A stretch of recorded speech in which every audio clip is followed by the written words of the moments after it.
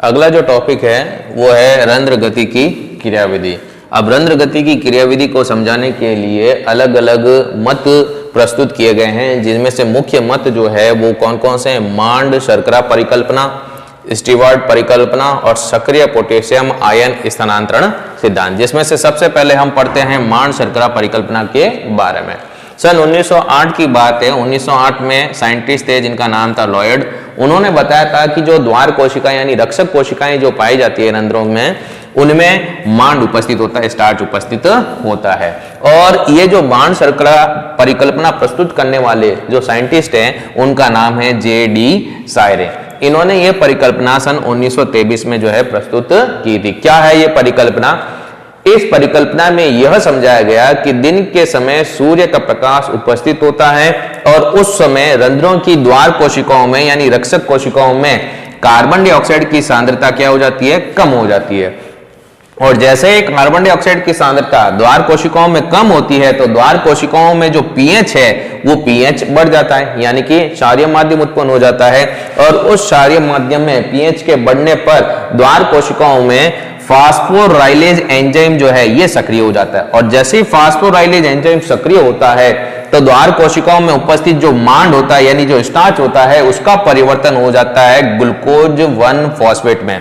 किसमें हो जाएगा मांड का परिवर्तन?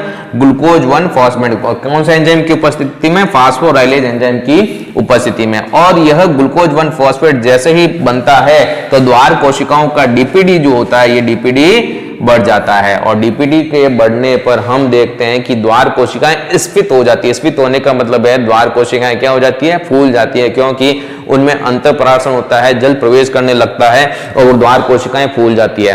अब द्वार कोशिकाओं में आपने ये देखा होगा कि अंदर की तरफ जो भित्तियां पाई जाती है वो तो कैसी होती है? मोटी होती है, जबकि बाहर वाली जो कोशिकाएं होती है वो कैसी होती है? पतली होती है। फूलने पर ये क्या होती है? बाहर की तरफ और ज्यादा जो है वक्रित होती है और ज्यादा उत्तल होती है। ये पतली वाली जो आप देख रहे हो बाहर की तरफ वाली जो भित्तियां होती है, तो ये क्या करती है? अंदर की तरफ पाई जाने वाली जो मोटी जो भित्ति होती है द्वार कोशिकाओं को, उनको भी क्या करती है? खींचती है, जिसकी वजह से जो रंध्र होते हैं वो क्या हो जाते हैं?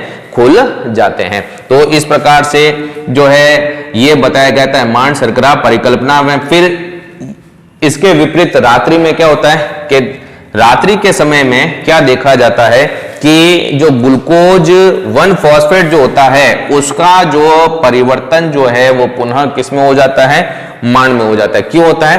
क्योंकि रात्रि के समय में देखा गया कि जो द्वार कोशिकाएं जो होती है, इन द्वार कोशिकाओं में जो CO2 जो है, CO2 की जो सांद्रता होती है वो बढ़ जाती है। CO2 की जो सांद्रता जो होती है वो क्या हो जाती है? बढ़ जाती है। और CO2 की सांद्रता के बढ़ने पर जो pH जो होता है, पहले pH दिन के समय बढ़ जाता है तो अब इसमें pH क्या हो जाता है? कम हो जाता है। और जैसे ही pH कम हो जाता है तो उस अम्लीय माध्यम में जो फास्फोराइलेज एंजाइम जो होता है वो क्या हो जाता है? निष्क्रिय हो जाता है। और फास्फोराइलेज एंजाइम के निष्क्रिय होते ही ग्लूकोज 1 फॉस्फेट जो होता है, ये ग्लूकोज 1 फॉस्फेट जो होता है ये पुनः बदल दिया जाता है किसमें? मांड में बदल दिया जाता है। और जैसे ही ग्लूकोज 1 फॉस्फेट जो है मांड में परिवर्तित होता है तो जो रंध्र जो होते हैं, यह रंध्र जो होते हैं, रंध्र में पाई जाने वाली जो आपने रक्षक कोशिकाएं द्वार कोशिकाओं के बारे में पढ़ा है, तो जो द्वार कोशिकाएं जो होती है वो द्वार कोशिकाएं सलत हो जाती है। द्वार कोशिकाएं कैसी हो जाती है? सलत हो जाती है, फ्लैसिड हो जाती है, सिकुड़ जाती है, क्योंकि उसमें से जो पानी होता है वो क्या होता है? बाहर निकलना शुरू हो जाता है। और द्वार कोशिकाओं के सलत होते ही जो रंध्र होते हैं वो रंध्र क्या हो जाते हैं? बंद हो जाते हैं। रंध्र क्या हो जाएंगे? बंद हो जाते हैं। तो इस प्रकार से जे.डी. सायरे ने मांड शर्करा परिकल्पना के द्वारा रंध्र के खुलने और बंद होने की क्रियाविधि को समझाया था। एक बार फिर से आप समझ लीजिए, हम पढ़ रहे हैं मांड शर्करा परिकल्पना। सन 1908 में लॉयड ने यह बताया था कि रंध्रों की द्वार कोशिकाओं में मांड पाया जाता है। फिर 1923 में जे.डी. सायरे ने ये मांड शर्करा परिकल्पना जो है प्रस्तुत की थी। इस परिकल्पना में उन्होंने ये बताया कि दिन के समय सूर्य के प्रकाश की उपस्थिति में द्वार कोशिकाओं में CO2 की सांद्रता कम हो जाती है, जिससे pH बढ़ जाता है और pH के बढ़ते ही द्वार कोशिकाओं में फास्फोराइलेज एंजाइम सक्रिय हो जाता है और फास्फोराइलेज एंजाइम की उपस्थिति में द्वार कोशिकाओं में उपस्थित मांड का परिवर्तन जो है वो ग्लूकोज 1 फॉस्फेट में हो जाता है, जिससे द्वार कोशिकाओं का डीपीटी क्या हो जाएगा, बढ़ जाएगा और कोशिकाएं जो होती है, द्वार कोशिकाएं जो होती है उनमें अंतःपरासरण होता है, जल बढ़ना शुरू हो जाता है, जिससे कोशिकाएं फूल जाती है, स्फीत हो जाती है और इसी वजह से रंध्र क्या हो जाते हैं, खुल जाते हैं।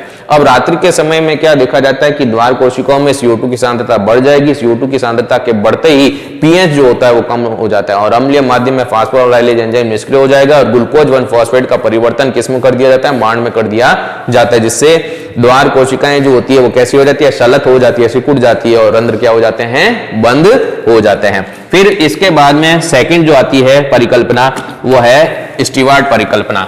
स्टीवार्ड परिकल्पना में ये बताया गया, एक्चुअल में हुआ क्या कि जो मांड सर्कला परिकल्पना जो कि जेडी सायरे के द्वारा प्रस्तुत की गई थी, उसी परिकल्पना को जो है आगे बढ़ाया था किसने, स्टीवार्ड ने। और उन्होंने ये बताया कि ग्लूकोज 1 फॉस्फेट जो है उससे बनता है ग्लूकोज 6 फॉस्फेट। ग्लूकोज 1 फॉस्फेट से क्या बन जाएगा, ग्लूकोज 6 फॉस्फेट बन जाएगा। देखें सेकंड नंबर पे जो परिकल्पना जो आती है जिसको कहा जाता है स्टीवार्ड परिकल्पना और प्रस्तुतकर्ता कौन है, स्टीवार्ड ही है, ठीक है। इन्होंने इस परिकल्पना का क्या किया था, प्रतिपादन किया था और स्टीवार्ड ने जेडी सायरे की परिकल्पना को ही आगे बढ़ाया। जेडी सायरे की परिकल्पना को आगे बढ़ाया और क्या बताया इन्होंने, स्टीवार्ड ने यह बताया कि जो ग्लूकोज 1 फॉस्फेट जो होता है, ये ग्लूकोज 1 फॉस्फेट आगे किस में बदल जाता है, ग्लूकोज 6 फॉस्फेट में। तो ये बदल जाएगा किसमें, ग्लूकोज 6 फॉस्फेट में। और ध्यान दीजिएगा कि ग्लूकोज 6 फॉस्फेट जो होता है ये जल में अधिक घुलनशील होता है, किसकी तुलना में, ग्लूकोज 1 फॉस्फेट की तुलना में। तो ग्लूकोज 6 फॉस्फेट जो होता है यह जल में अधिक क्या होता है, घुलनशील होता है और जल में अधिक घुलनशील है, इसका मतलब क्या होगा कि जो द्वार कोशिकाएं जो होती है, द्वार कोशिका की परासरण सांद्रता जो होती है वो परासरण सांद्रता में क्या हो जाती है, वृद्धि हो जाती है और द्वार कोशिकाओं में क्या होने लगता है, अंतः परासरण होने लगता है और इसी अंतः परासरण की वजह से जो द्वार कोशिकाएं जो होती है वो द्वार कोशिकाएं कैसी हो जाती है, स्फीत हो जाती है, यानी फूल जाती है और द्वार कोशिका के स्फीत होते ही जो रंध्र होते हैं वो रंध्र क्या हो जाते हैं, रंध्र खुल जाते हैं। रंध्र क्या हो जाएंगे, रंध्र खुल जाते हैं। तो इस प्रकार आपने देखा कि स्टीवार्ड की परिकल्पना जो है ये स्टीवार्ड के द्वारा प्रतिपादित की गई थी और जेडी सायरे की परिकल्पना को ही इन्होंने क्या किया था, आगे बढ़ाया था और क्या बताया कि ग्लूकोज 1 फॉस्फेट से क्या बनता है, ग्लूकोज 6 फॉस्फेट बनता है और ग्लूकोज 6 फॉस्फेट जो होता है ये जल में अधिक घुलनशील होता है, किसकी तुलना में, ग्लूकोज 1 फॉस्फेट की तुलना में, जिससे क्या होता है कि द्वार कोशिकाओं की जो परासरण सांद्रता होती है उसमें वृद्धि हो जाती है और द्वार कोशिकाओं में क्या होने लगता है, अंतःपरासरण होने लगता है और द्वार कोशिकाएं कैसी हो जाती है, स्फीत हो जाती है अर्थात फूल जाती है और इसी वजह से जो रंध्र होते हैं वो क्या हो जाते हैं, खुल जाते हैं। अब तीसरे नंबर पे जो परिकल्पना जो है प्रस्तुत की गई और उसका नाम है सक्रिय पोटेशियम आयन स्थानांतरण सिद्धांत। इमामुरा और फ्यूजिनो साइंटिस्ट थे, कौन थे, इमामुरा व फ्यूजिनो। 1959 में इन्होंने जो है इस परिकल्पना का क्या किया था, प्रतिपादन किया था, ठीक है ना। तो इमामुरा व फ्यूजिनो ने इसका क्या किया, प्रतिपादन किया और लेविट ने फिर इसमें कुछ रूपांतरण किया, रूपांतरित करके इस परिकल्पना का प्रतिपादन किया और आज ये सबसे मान्य जो सिद्धांत है परिकल्पना है। ठीक है ना। लेविट ने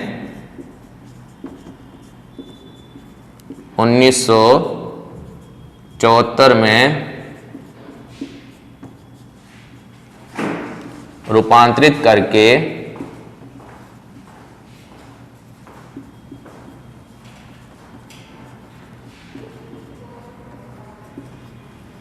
इस परिकल्पना का प्रतिपादन किया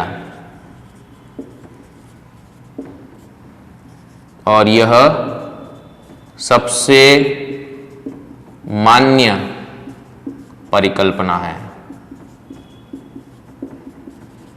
ठीक है, यह जो है सबसे मान्य परिकल्पना है। अब क्या है यह परिकल्पना, इसके बारे में अध्ययन करते हैं।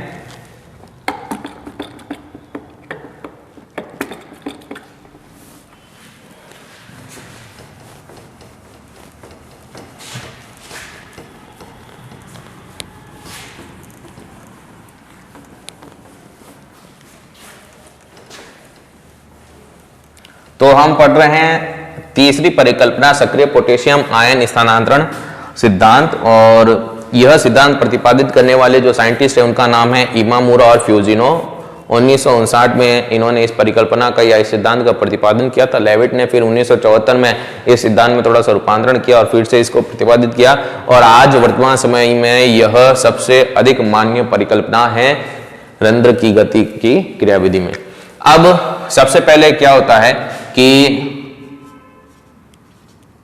दिन में सूर्य का प्रकाश उपस्थित होता है और प्रकाश संश्लेषण की क्या होती है, क्रिया होती है, और इसी वजह से आपने देखा होगा कि द्वार कोशिकाएं जो होती है, द्वार कोशिकाओं में एक अम्ल का निर्माण होता है जिसको कहा जाता है मैलिक अम्ल। क्या कहा जाता है, मैलिक अम्ल। तो दिन में प्रकाश की उपस्थिति होती है और जो द्वार कोशिकाएं जो होती है, इन द्वार कोशिकाओं में क्या बनता है, मैलिक अम्ल बनता है। मैलिक अम्ल का क्या होता है, निर्माण होता है। किसका निर्माण होता है, मैलिक अम्ल का निर्माण होता है। अब ये जो मैलिक अम्ल बना है, इस मैलिक अम्ल का क्या होगा, वियोजन होगा। तो मैलिक अम्ल का क्या होता है, वियोजन होता है, और मैलिक अम्ल का वियोजन होता है तो इसका मतलब इसमें से प्रोटॉन बाहर निकलेगा और मैलेट आयन का निर्माण होगा। तो यहां पर बन जाएगा मैलेट प्लस बन गया ये प्रोटॉन। अब मैलेट और ये प्रोटॉन जब बन जाते हैं तो क्या होता है कि जो सहायक कोशिकाएं होती है, जो द्वार कोशिकाओं के बाहर पाई जाती है, उन कोशिकाओं को हम क्या कहते हैं, सहायक कोशिका, और सहायक कोशिकाओं में पाया जाता है पोटेशियम आयन। कौन सा आयन पाया जाता है, पोटेशियम आयन पाया जाता है। तो वो सहायक कोशिकाओं से पोटेशियम आयन जो होता है वो सक्रिय परिवहन के द्वारा प्रवेश कर जाता है किसमें, द्वार कोशिकाओं में, और ठीक उसी समय द्वार कोशिकाओं में उपस्थित ये प्रोटॉन जो होता है वो आ जाता है किसमें, सहायक कोशिकाओं में। तो सहायक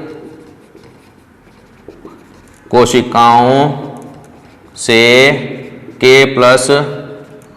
आयन का सक्रिय अभिगमन या परिवहन द्वारा द्वार कोशिकाओं में प्रवेश। ठीक है, तो सहायक कोशिका से जो पोटेशियम आयन है वो किस में चले जाएंगे, द्वार कोशिकाओं में, और द्वार कोशिकाओं से जो प्रोटॉन जो होते हैं वो किस में आ जाते हैं, सहायक कोशिकाओं में आ जाते हैं। ठीक इसी समय द्वार कोशिका से H+ आयनों का किसमें, सहायक कोशिका में प्रवेश। तो अब द्वार कोशिका में क्या आ चुके हैं, K+ आयन आ चुके हैं और मैलेट भी उपस्थित है, तो ये पोटेशियम मैलेट के साथ में क्रिया करके क्या बना देंगे, पोटेशियम मैलेट बना देंगे। यहां लिख रहा हूं मैं, तो द्वार कोशिकाओं में किसका निर्माण हो जाएगा, द्वार कोशिकाओं में पोटेशियम मैलेट का निर्माण हो जाएगा। और जैसे ही पोटेशियम मैलेट का निर्माण होता है, द्वार कोशिकाओं में परासरण सांद्रता बढ़ जाती है। तो द्वार कोशिकाओं की परासरण सांद्रता में क्या हो जाती है, वृद्धि हो जाती है। और इसी वजह से क्या होता है, द्वार कोशिकाओं में अंतर परासरण होता है, जल प्रवेश करने लगता है, द्वार कोशिकाएं स्फीत हो जाती है, फूल जाती है और रंध्र खुल जाते हैं। तो द्वार कोशिकाओं की परासरण सांद्रता में वृद्धि हो जाती है। द्वार कोशिकाओं में क्या होने लगता है, अंतः परासरण होता है और द्वार कोशिका स्फीत हो जाती है, यानी फूल जाती है, और रंध्र जो होते हैं वो क्या हो जाते हैं, खुल जाते हैं, रंध्र खुल जाते हैं। तो ये सब हुआ दिन के समय में जब सूर्य का प्रकाश उपस्थित होता है। उस समय में ये देखा गया कि द्वार कोशिकाओं में बना कौन सा अम्ल, मैलिक अम्ल। फिर इस मैलिक अम्ल का क्या हुआ, वियोजन हुआ, जिससे क्या बना, मैलेट और प्रोटॉन आयन बने। सहायक कोशिकाओं में कौन से आयन पाए जाते हैं, पोटेशियम आयन पाए जाते हैं। ये सक्रिय अभिगमन के द्वारा किस में आ जाते हैं, द्वार कोशिकाओं में आ जाते हैं। और द्वार कोशिकाओं में पाए जाने वाले पोटेशियम आयन किस में आ जाते हैं, सहायक कोशिकाओं में आ जाते हैं। अब द्वार कोशिकाओं में पोटेशियम और मैलेट दोनों मिलकर के क्या बना देते हैं, पोटेशियम मैलेट बना देते हैं। द्वार कोशिकाओं की परासरण सांद्रता बढ़ जाती है और अंत्य परासरण होने लगता है और द्वार कोशिकाएं स्फीत हो जाती है और रंध्र क्या हो जाते हैं, खुल जाते हैं। तो ये बात हुई दिन के समय में जब सूर्य का प्रकाश उपस्थित होता है। ठीक है, अब कहने का तात्पर्य यह है कि दिन में रंध्र क्या हो जाते हैं, खुल जाते हैं।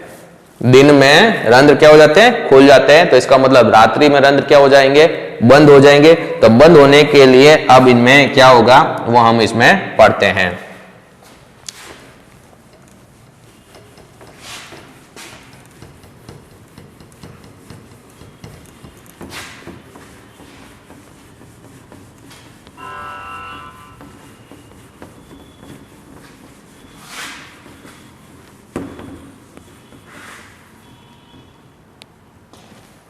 हाँ, तो अब देखो हम इसमें पढ़ते हैं रात्रि के समय।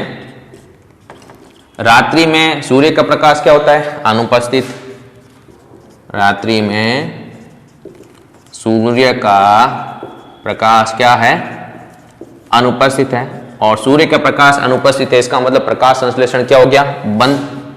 तो रात्रि में प्रकाश संश्लेषण जो होता है वो प्रकाश संश्लेषण क्या हो जाता है, बंद हो जाता है। और उपरंध्रीय जो गुहा होती है उनमें CO2 की सांद्रता बढ़ जाती है। उपरंध्रीय गुहा में CO2 की सांद्रता क्या हो जाती है, बढ़ जाती है। और जैसे ही उपरंध्रीय गुहा में CO2 की सांद्रता में वृद्धि हो जाती है तो एब्सिसिक अम्ल का निर्माण होता है। किसका निर्माण होता है, एब्सिसिक अम्ल या हार्मोन का क्या होगा, निर्माण होता है। अब जैसे ही एब्सिसिक अम्ल का निर्माण होगा तो क्रिया उल्टी शुरू हो जाएगी। कैसे, पहले जैसे मैंने आपको बताया था कि सहायक कोशिकाओं से पोटेशियम जो है वो किस में चले गए थे, द्वार कोशिकाओं में। ठीक है ना। तो इस बार क्या होगा, इस बार ये होगा कि द्वार कोशिका में पुनः H+ आयनों का क्या होगा, प्रवेश, तथा सहायक कोशिका में K+ आयनों का क्या हो जाएगा, प्रवेश हो जाएगा। ठीक है। तो अब द्वार कोशिकाओं में वापस जो है H+ आयन आ गए और H+ आयनों का प्रवेश होते ही द्वार कोशिकाओं की जो परासरण सांद्रता होती है वो क्या हो जाती है, कम हो जाती है। तो द्वार कोशिका की परासरण सांद्रता में कमी आ जाती है। क्या आ जाती है, कमी। और परासरण सांद्रता में कमी आने का मतलब क्या होगा, अब द्वार कोशिकाओं में बहिःपरासरण होगा। तो उससे क्या होगा, द्वार कोशिकाओं में बहिःपरासरण होता है। और बहिःपरासरण होने का मतलब क्या होगा कि जो द्वार कोशिकाओं में जो पानी भरा हुआ है, जल भरा हुआ, वो क्या हो जाएगा, बाहर आ जाएगा, जिससे द्वार कोशिकाएं पिचक जाएगी, यानी कि सलत हो जाती है, सिकुड़ जाती है।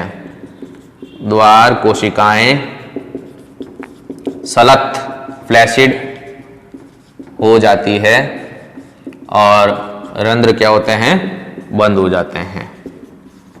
रंध्र बंद हो जाते हैं। ठीक है।